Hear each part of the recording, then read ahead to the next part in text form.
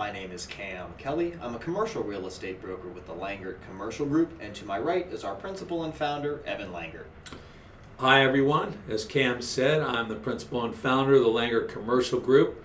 Also am a 35 plus year practitioner of commercial real estate. As such, in all those years, I've done a lot of deals, worked on a lot of deals, run into countless challenges, hurdles, things that we didn't anticipate that you have to get over if you want to get a deal done. You want to serve your client the best, you have to get the deal done. So we've had to come up with some creative solutions. We've learned from the creative solutions of other people, and we just want to use these tableside talks to impart something to you that maybe you haven't thought of or that may pop up in your commercial real estate transaction. So today's topic on that note is marketing a property for sale. So, Evan, as you know, we'll field calls from individuals that might be looking to sell their property for one reason or another. I was hoping that you could explain some of the points that we do and some of the activities that we do to market a property for a building owner. Sure. This is of great importance, of course, to any seller. And a lot of people have come up with a lot of real slick, here's our 21-point marketing plan or things along that line.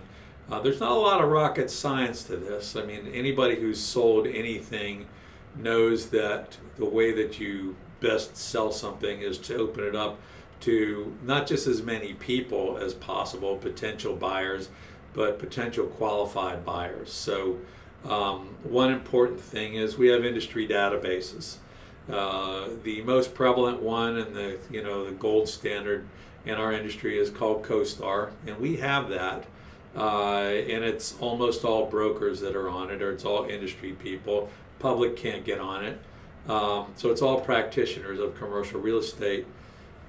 I spoke to an agent at CoStar 5-6 years ago, and if their numbers haven't changed dramatically, and I don't think they have, they've only got 1,500 licenses in the entire state of Maryland, just to use as an example. Conversely, I think are 45,000 real estate agents in Maryland. So most agents don't have CoStar, so they're not going to get it on there, which is important. The other side of that coin is a lot of people don't have access to CoStar. So having CoStar is great. It's going to get it out to the active brokers that are working on the type of property that you're selling, but you can't just leave it at CoStar. A lot of people poo-poo things like the MLS because that's really more of a residential thing, but they do have a commercial component. I am constantly surprised at the number of people that don't know the difference between a residential agent and a commercial agent, and they hire residential agents to represent them in commercial transactions. So a lot of times these people don't even know about CoStar or Crexi or any of the other databases that are out there. So but the MLS is all they know, and so they're looking on the MLS. We have it. I don't love the MLS, but you're looking to try to get the buyers, and you don't ever know where they're going to come from. The MLS also populates a lot of other ancillary websites, so it's good to have it on there. We also subscribe to Crexi, which is Commercial Real Estate Exchange International. That, along with LoopNet, are things that the public can have membership to. They even have some free membership there, so a lot of people are looking on those databases. But we populate 25 plus websites. We also put the properties out there on our social media. So we've got on our website, which we actively promote through Google and other methodologies, our social media, our Twitter account, our LinkedIn account, our other social media accounts.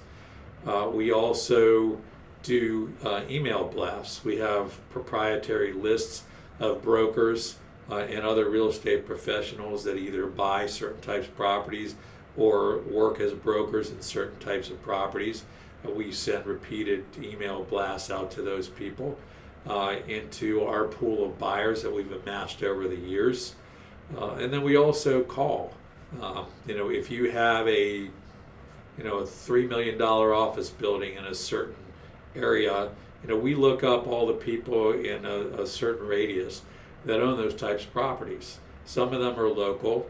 Generally, a lot of them are somewhat local, say in Maryland, in the Washington, D.C. metro area, or a couple of the neighboring states, but some are not. And so you'd be surprised. There are people in Florida who own buildings in the area where we are in right now. There are people in California that own buildings where we are now. So we reach out to those people, and we just try to, I even put properties on Craigslist. Nobody used to put properties on Craigslist on the commercial real estate realm, but some of us started doing it. Now there are a lot of them that are on Craigslist because I've obtained buyers on Craigslist for decent sized properties. I've obtained a lot of tenants off of Craigslist. So, you just cast a wide net. You have to be a good, solid negotiator and know what you're doing, which after all these years, and Cam and I both are very good negotiators. So that's another part of this, but you have to bring in as many qualified people as you can bring in. That's how you get the best buzz. It'd be the same thing if you were selling a car or a boat or something along that line.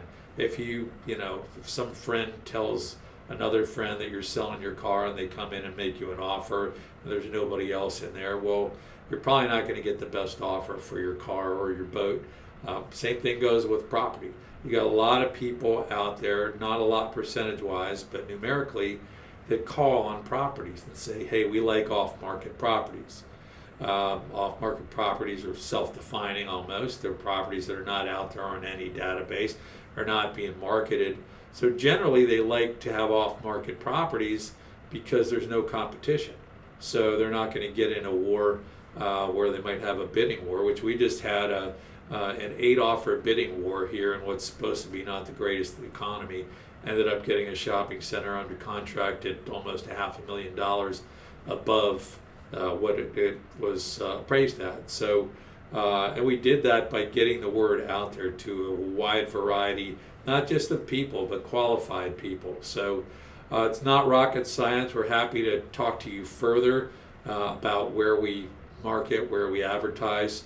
But again, when we do these tableside talks, we always say, this is general information. We want to talk to you specifically because, a suburban warehouse is not going to get marketed the same as, an office building that's in the city or, a shopping center that's in the city. There are different ways that you go about marketing these properties. Same thing with multifamily properties. You don't market a 10-unit property the same way that you market a 200-unit property. So we would love to speak with you specifically about your needs. Cam and I make ourselves easy to find. Email us, call us. We do not charge for an initial consultation, and we would love to, at the very least, send you in the right direction and hopefully represent you. And with that, we just say, have a good day.